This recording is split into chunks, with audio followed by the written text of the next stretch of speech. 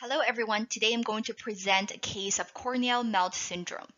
The patient is a 90-year-old male with a history of heart failure with preserved ejection fraction, coronary artery disease, hypertension, asthma, chronic kidney disease, previous pulmonary embolism, and gout, presenting with subacute right eye pain and redness with gradually decreasing vision. He initially presented to the outside hospital with sudden onset of right eye pain and visual loss, found to have corneal infiltrates, as well as stromal melting concerning for corneal melt syndrome. He was initiated with systemic steroids, including prednisone 40 milligrams daily for presumed rheumatological cause of the stromal melting. He was also initiated on erythromycin and moxifloxacin eye drops and fluconazole 100 milligrams daily for presumed infectious etiology. Intravitreal cultures were negative ×2. On presentation, patient also complained of having pain over neck and shoulder region for about a year, which has improved with prednisone. Patient also has chronic cough for several years with intermittent yellow sputum production, as was one episode of spitting up blood a long time ago. Patient also has chronic mild dry eyes and dry mouth. On presentation, patient was found to be vitally stable.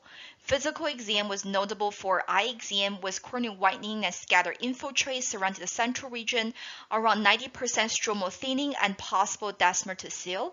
Pulmonary exam was significant for diffuse wheezing and bronchi with slightly increased worker breathing and room air.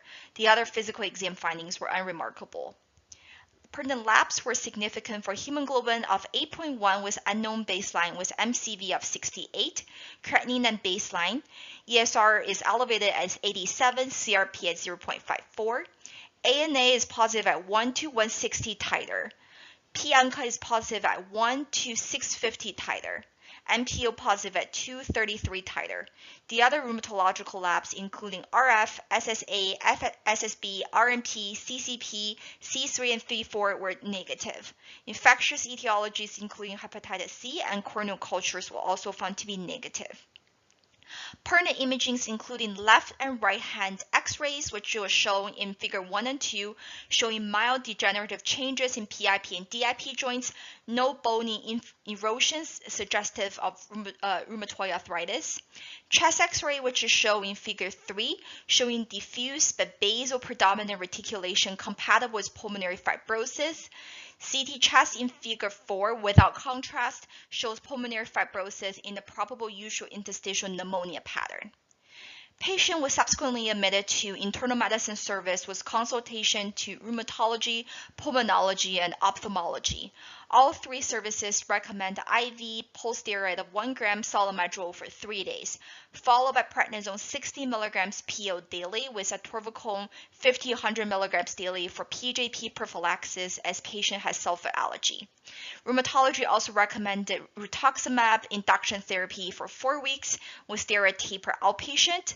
Pulmonology recommended PFT outpatient, and ophthalmology recommended empiric PO, fluconazole, and doxycycline with erythromycin and moxifloxacin eye drops outpatient. Patient was subsequently found to have ANCA-associated vasculitis. We found this to be a really interesting case because corneal melt syndrome can be a very serious complication for patients with peripheral ulcerative keratitis, a process in which inflammatory cells infiltrate the peripheral area of the cornea at the corneoscleral junction, which could lead to corneal keratolysis, globe perforation, and visual loss over a short period of time. Severe eye pain and photophobia are always the main symptoms. Corneal melt syndrome, although classically associated with rheumatoid arthritis, has been described with other autoimmune disorders, including primary Sjogren's syndrome, polyarteritis nodosa, granulomatosis with polyangiitis, and microscopic polyarteritis. The initial treatment involves steroids of varying dosages depending on the severity of the condition. A cytotoxic agent is often necessary as well. Patients should wear safety glasses or at least corneal shields at nighttime. Spectacles should be sufficient during the day, and surgery is indicated for corneal melt that has progressed to end stages. This patient was found to have P-ANCA-associated vasculitis. Differential includes granulomatosis, polyangiitis versus microscopic polyarteritis with ocular and pulmonary involvement. He received glucocorticoids plus rituximab-based induction therapy with subsequent decrease in MPO titer, decrease in ocular infiltrates, as well as clinical improvement. In conclusion, corneal melt syndrome can be a devastating complication of end-stage corneal disease. Corneal melt syndrome heralds systemic vasculitis in over half of the cases and warrants urgent ophthalmology and rheumatologic consultation as well as autoimmune workup. High doses of steroids in addition to a cytotoxic agent are typically first-line agents for these patients, which should be started immediately before autoimmune workup is completed. Thank you very much for your time.